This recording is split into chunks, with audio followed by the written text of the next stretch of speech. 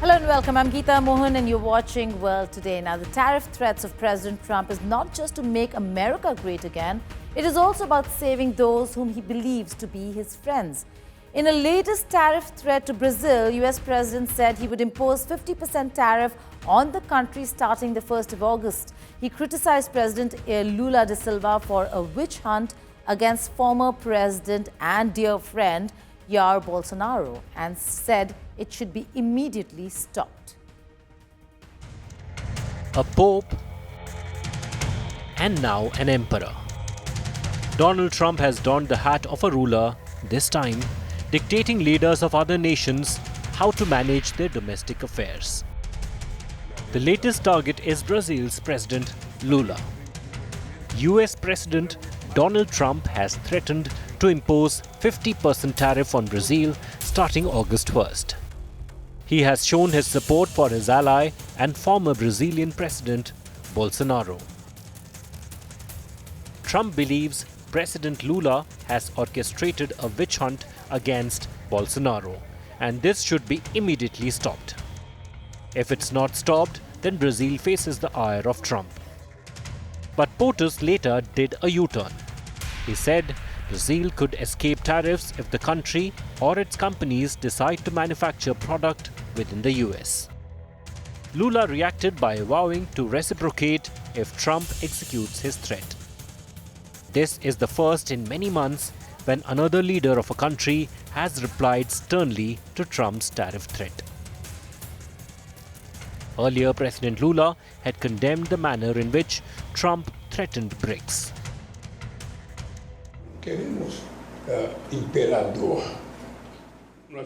So we don't want an emperor. Our countries are sovereign. If Trump issues tariffs, other countries have the right to do the same. There is the reciprocity law. I think it's not responsible for a president from a country like the US to threaten the world with tariffs on social media.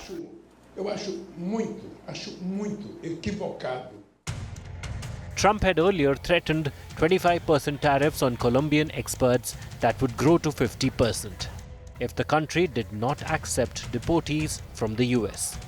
Colombia finally gave in to avoid tariffs. But President Trump did not stop at this.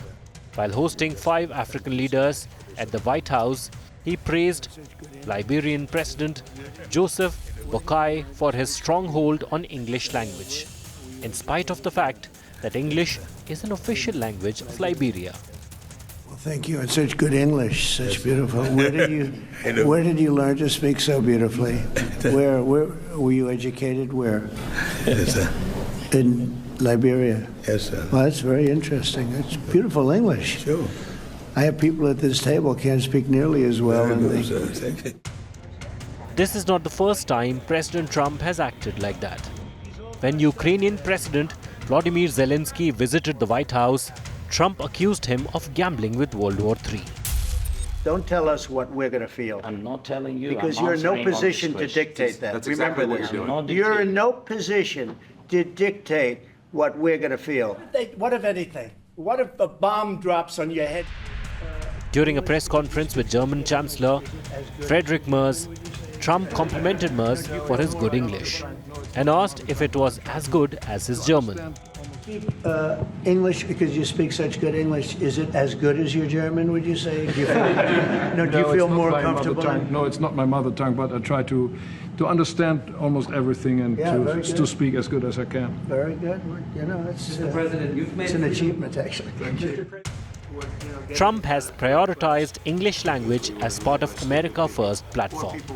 During a 2015 presidential debate, Trump asserted that US is a country where we speak English. In March, he had signed an executive order making English the official language of the US. Trump's unpredictable approach towards international leaders on their visit to the White House leaves many dignitaries wondering of the treatment they would receive. With Mahashweta Lala, Bureau Report, India Today. In Liberia. Now in Gaza, the humanitarian crisis deepens with each passing day, and now heartbreaking images from overwhelmed hospitals are stirring global concern. Take a look at this report.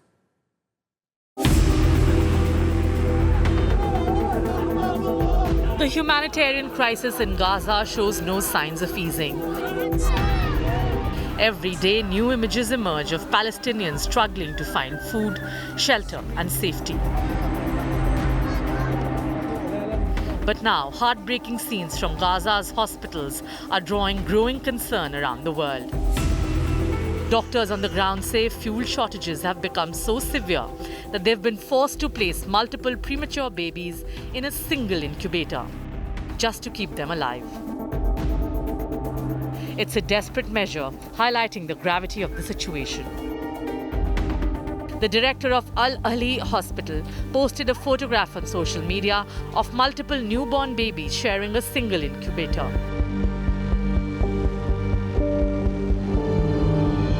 Meanwhile, the United States has imposed sanctions on Francesca Albanese, the United Nations Special Rapporteur for the occupied Palestinian territory. Albanese has been one of the most outspoken voices documenting Israel's actions in Gaza and calling for accountability. U.S. Secretary of State Marco Rubio announced the sanctions, accusing her of carrying out what he called a campaign of political and economic warfare against the United States and Israel. The images of newborns huddled together in a single incubator are not just a symbol of a broken health system. They are a reminder of the innocent lives caught in the crossfire as political battles rage on globally. With Neha Kumari, Bureau Report, India Today.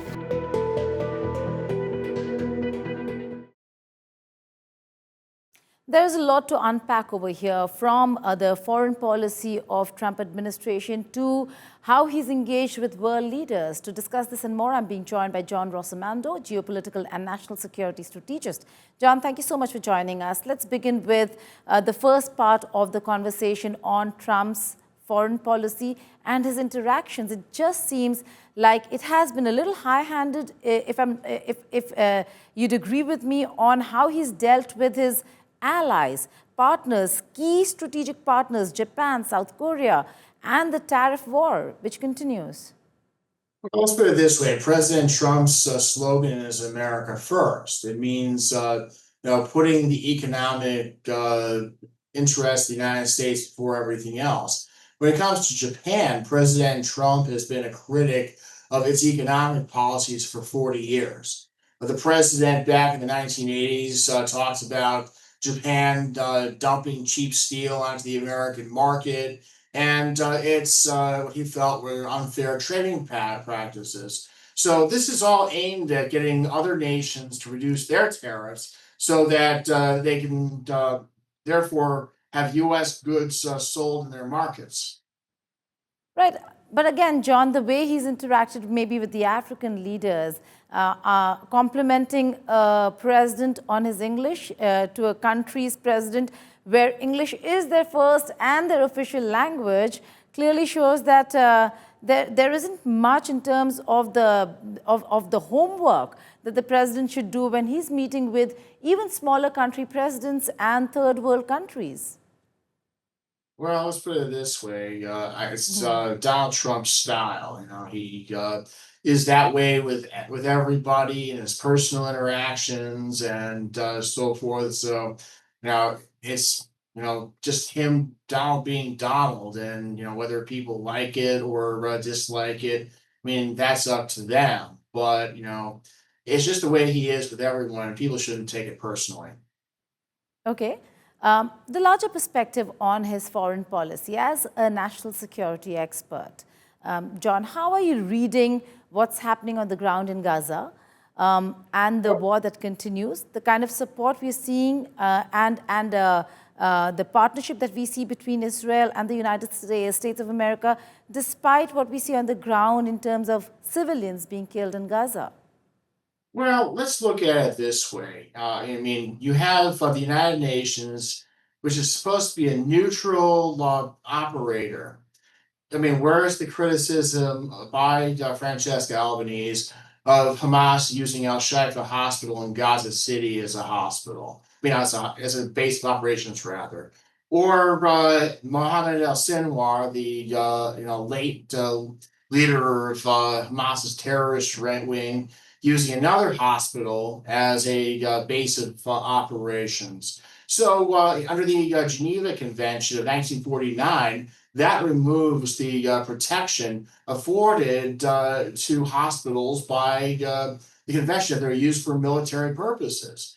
Where's the condemnation of Hamas for using places like schools, mosques, apartment buildings to launch rockets and those sorts of things. I think that what we're seeing here is that is a call by President Trump for the United Nations to get out of being a biased, belligerent in this war, and to be a neutral and unbiased mediator. Well, John, then the larger question and perspective coming from the international community and the United Nations alike is that you say civilians are being used as human shields, but civilians are not even allowed to leave Gaza. The gates are shut for them. Also, Gideon Levy, I interviewed earlier, had said that he stays in Israel in a compound that's highly protected with hospitals and the military defense headquarters adjacent to each other. Would that not fall under the same convention and say that then that's kosher too? Well, let's put it this way. We're dealing with, let's put some context here. I mean, in Gaza, you have Hamas having used billions in humanitarian aid to build military tunnels under civilian buildings. And what about Egypt? The Rafah crossing has remained closed.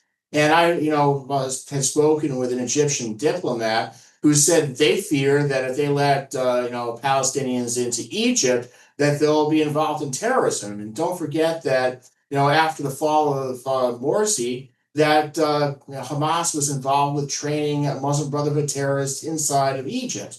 So there are a lot of concerns here. And what we need to do is look at a governance for Gaza, that doesn't involve Israel or Hamas. Maybe get the Arab League involved with creating a new government to control Gaza so that we can end this humanitarian crisis. Right. But John, again, we're running out of time. But the fact is, and the argument very clearly by the Arab world is that if they allow even women and children to leave Gaza, then they're serving the purpose of Israel. It is a cleansing of Gaza, and Israel will have rights over that land, something that the Arab world does not want. But on that note, let's put it this way. The Arabs had rights over Gaza. I mean, Egypt had rights over Gaza for 15 years. It didn't do anything to create a Palestinian state.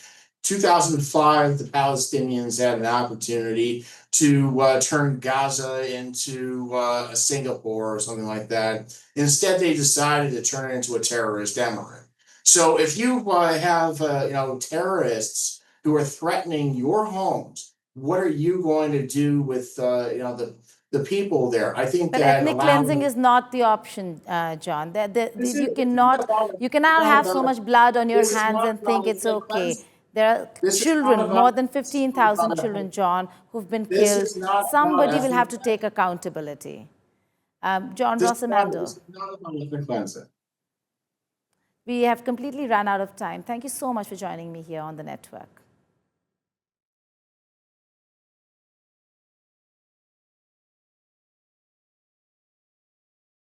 Russia launched hundreds of drones and missiles at Ukraine overnight, soon after President Trump had sharply criticized Russian President Vladimir Putin for taking only meaningless steps toward peace and settlement talks. A curious pattern seems to be emerging with a direct link between what US President Donald Trump says and what Russian President Vladimir Putin does. I want people to stop dying. I want to end that war. I'll end that war between those two countries in 24 hours. It won't even take that long. Despite repeated claims by US President Donald Trump that he could end the Russia-Ukraine war swiftly, the conflict continues to escalate with each passing day. A curious pattern seems to be emerging. Russian strikes follow Trump's criticism of Russian President Vladimir Putin. After Trump criticized Putin for showing lack of interest in resolving the crisis and faking to be nice, Russia launched largest aerial attack deploying 728 drones and 13 missiles against Ukraine. We get a lot of bullshit thrown at us by Putin, for you want to know the truth. He's very nice all the time, but it turns out to be meaningless. After Trump said no progress was made following a lengthy phone call between him and Putin, Russia attacked Ukraine with 539 drones and 11 missiles. Yeah, I'm very disappointed with the conversation I had today with President Putin, because I don't think he's there. I don't think he's there. And I'm very disappointed. Well, it's not, I'm just saying, I don't think he's looking to stop. But Kremlin has a calmer approach. You know, we treat it quite calmly. In general, Trump has quite a tough style in terms of the phrasing he uses. We hope to continue our dialogue with Washington and our course aimed at repairing the badly damaged bilateral ties.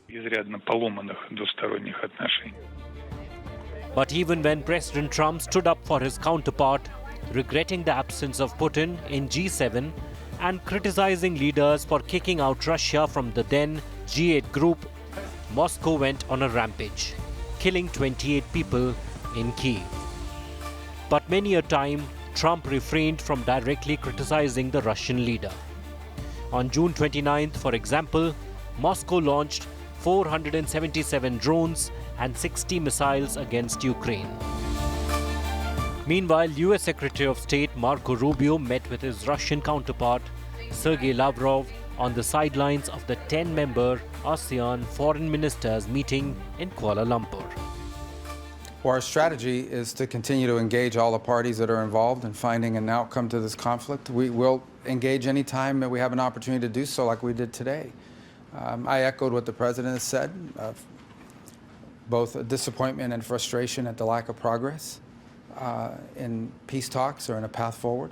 So we'll continue to engage. We shared some ideas and comments, which I'll take back to Washington. As the world watches closely, whether Trump's criticisms provoke action remains unclear. The question is, amid disappointments and nice talks, will the Russia-Ukraine war have a peaceful future? This remains to be seen. With Neha Kumari, Bureau Report, India Today. Days after US President Donald Trump announced an additional 10% tariff on all BRICS member states, an Indian delegation from the Commerce Ministry is set to visit Washington, D.C. for another round of trade talks between the US and India over tariffs. The discussions will likely be around both the interim and first phase of the bilateral trade agreement. India and the US have been holding talks aiming to finalize the first phase of bilateral deal by this fall. India will also seek clarity regarding the 10% tariff on import from BRICS nations. India has also proposed retaliatory tariffs against the US under the WTO regulations in May to counter US tariffs imposed on steel and aluminium as safeguard measures. The US had earlier levied additional 26% tariffs on Indian imports, but it was temporarily suspended till the 9th of July. The baseline tariff of 10% on all countries, including India, remains the same. India is looking forward to a complete exemption from the additional 26% tax after the conclusion of the talks between the two sides. Missiles for oil. That's the claim UK-based Middle East Eye is making. The report says China secretly armed Iran in exchange for crude, not cash. Beijing says it's a lie. But with tensions high and oil prices rising, is this a new shadow alliance or just political smoke? Rudrishish Kanjilal with this report.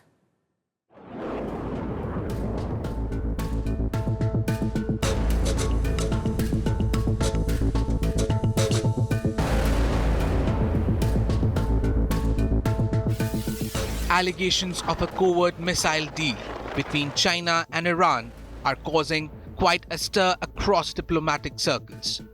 A report by a UK-based media platform, Middle East Eye, claims that Beijing quietly delivered surface-to-air missiles to Tehran, paid for not in cash but in oil. But China has strongly denied the accusation. Iran, hit hard by international sanctions, has long relied on oil diplomacy, offering crude in exchange for military supplies and technological components. Middle East Eye reports that Arab states were aware of the deal. The United States too had allegedly been informed, but within hours of the story breaking, China issued a sharp denial. The statement came from China's embassy in Israel. It emphasized China's long-standing non-proliferation stance, a position Beijing wants the world to take seriously. It's no secret that China is Iran's top oil customer. Over the past few years, Tehran has increasingly turned to Beijing as a key trade partner, especially as Western sanctions shut other doors. Earlier this year, reports surfaced that Iran had purchased tons of ammonium perchlorate from China, a chemical used to fuel ballistic missiles. Some estimates suggest it was enough to produce as many as 800 missiles. But when war broke out in April between Iran and Israel, China's support was conspicuously missing. Analysts believe that interests include protecting China's oil relationships with the Arab world. Nations like Saudi Arabia and the UAE are not only oil-rich, but also vital trading partners for Beijing. Supporting Iran too openly could jeopardize that balance. Instead, China is walking a diplomatic tightrope, portraying itself as a stabilizing force in the Middle East, rather than a military ally of Tehran.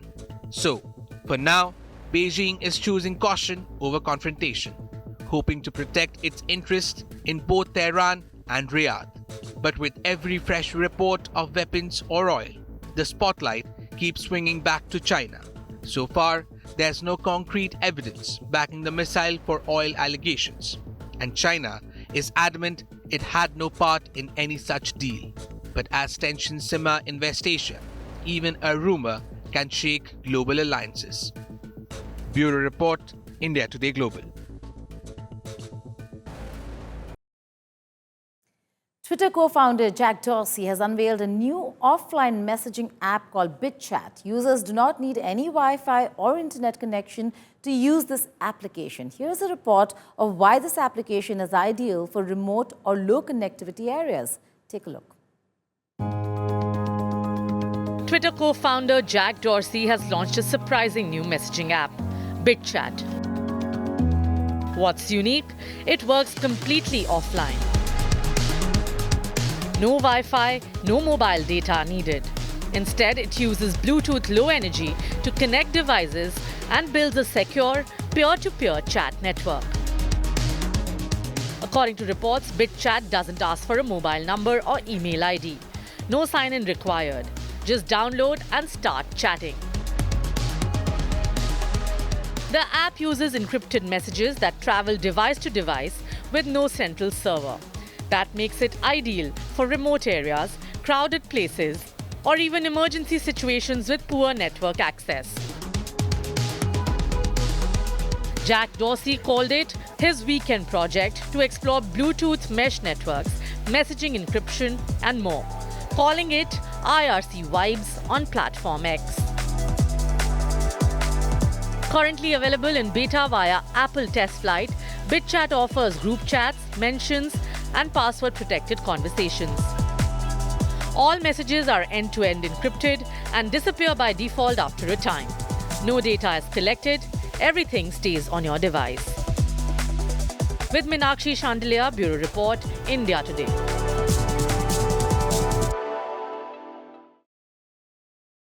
Elon Musk-owned X's CEO Linda Yaccarino steps down from the role in a surprise move just months after the social media platform was acquired by the billionaire's AI startup xAI. Her departure adds to the turbulence in Musk's sprawling business empire, including falling sales at his EV maker Tesla and AI-related controversies. Musk is also embroiled in a war of words with former ally President Donald Trump. Yaccarino did not give a specific reason for her decision. The resignation comes just one day after Grok, the AI chatbot developed by xAI, posted content referencing Adolf Hitler on the platform. The posts were later deleted following a public backlash.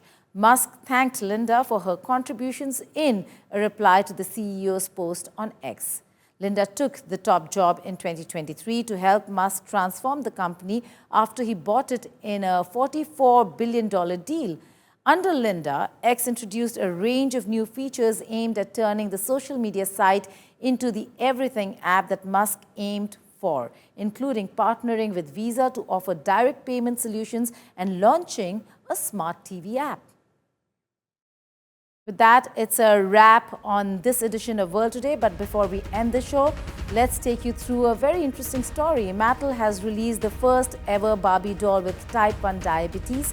The mainline Barbie debuted alongside a one-of-a-kind doll made in the likeness of British model Leela Moss, who herself has type 1 diabetes.